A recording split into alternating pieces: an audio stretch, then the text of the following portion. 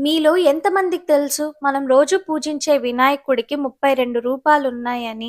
అందులో ముఖ్యమైనవి ఇవాళ తెలుసుకుందాం రండి. మొదటిది బాలగణపతి. ఈ బాలగణపతి మనకి చూడ్డానికి చిన్న పిల్లవాడి రూపంలో కనిపిస్తారు.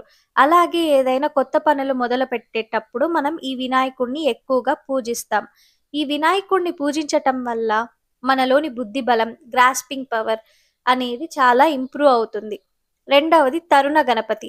ఈ తరుణ గణపతి మనకి చూడ్డానికి యువకుడి రూపంలో కనిపిస్తారు. అలాగే ఏదైనా కార్యసిద్ధి లభించటం కోసం మనం ఈ తరుణ గణపతిని పూజిస్తాం. మూడవది భక్తి గణపతి. ఈ భక్తి గణపతి మనలోని స్పిరిచ్యువల్ అవేకెనింగ్‌లో హెల్ప్ చేస్తాడు.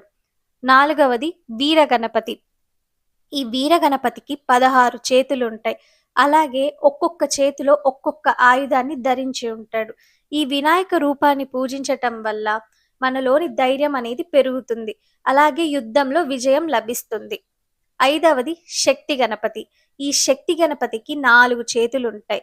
ఈ వినాయక రూపాన్ని పూజించటం వల్ల మనలోని సెల్ఫ్ కాన్ఫిడెన్స్ అనేది చాలా ఇంప్రూవ్ అవుతుంది. ఆరవది ద్విజ గణపతి. ఈ ద్విజ గణపతికి 4 తలలుంటాయి. ఈ ద్విజ గణపతిని పూజించటం వల్ల మనలోని క్రియేటివిటీ, అలాగే థింకింగ్ పవర్ అనేది చాలా ఇంప్రూవ్ అవుతుంది. ఏడవది ఉచ్చిష్ట గణపతి. ఈ ఉచ్చిష్ట గణపతి అనేది చాలా పవర్‌ఫుల్. బట్ ఏంటంటే ఈ వినాయకుడిని మనం తాంత్రిక్ ఫామ్‌లోనే పూజిస్తాం. ఈ వినాయకుడిని పూజించటం వల్ల మనకి కోరికలనేవి చాలా తొందరగా సిద్ధిస్తాయి. ఎనిమిదవది విఘ్న గణపతి.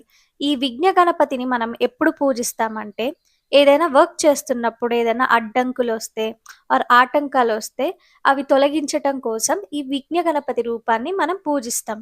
తొమ్మిదవది క్షిప్ర గణపతి. ఈ క్షిప్ర గణపతి మనకి తొందరగా ఫలితాలు రావడంలో హెల్ప్ చేస్తారు. పదవ రూపం హేరంబ గణపతి. ఈ హేరంబ గణపతి మనకి 5 తలలతో కనిపిస్తారు. అలాగే సింహ వాహనంపై కూర్చొనుంటారు. ఈ వినాయకుడిని ఏదైనా జర్నీ స్టార్ట్ చేసే ముందు సేఫ్ జర్నీ కోసం మనం పూజిస్తాం. ఒకటి, ఈ ప్రతి రూపానికి ప్రత్యేక శక్తి అనేది ఉంటుంది. మన అవసరం ప్రకారం మనం గణపతిని పూజించొచ్చు. ఈ విషయం ఇవాళే కొత్తగా తెలుసుకున్నాం అనేవాళ్ళు ప్లీజ్ లైక్ చేయండి. అండ్ ఆల్సో తెలియని వాళ్ళకి షేర్ చేయండి. ఎంతమందికి ఈ విషయం ముందే తెలుసో let me know in comments.